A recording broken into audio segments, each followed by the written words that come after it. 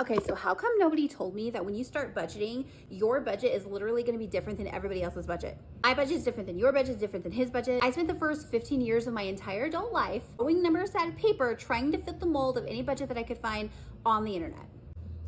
It wasn't until I was in my 30s, that I figured out that a budget is heavily dependent upon what your goal is.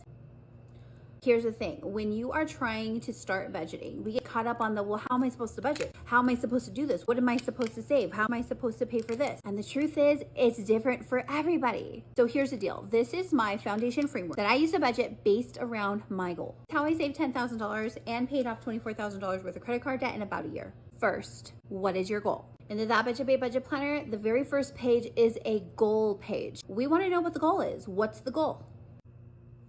Number 2 is the monthly breakdown. List out all your numbers. We want to know exactly what's going on. We want to know, do you have anything after all of your bills and expenses to allocate towards your goals? If you have money left over in your budget, this is where you're going to allocate towards your financial goal. First, you're going to budget for your expenses, things you need, and your debt. Then you're going to budget towards your goal. After that, then you're going to budget for all the things that you want, because our goal has to come first. That's the key. That's what nobody told me. Nobody told me that you have to budget for your goals as if they are the thing that you want, rather than be able to go on shopping sprees whenever you want or just blow your money however you want.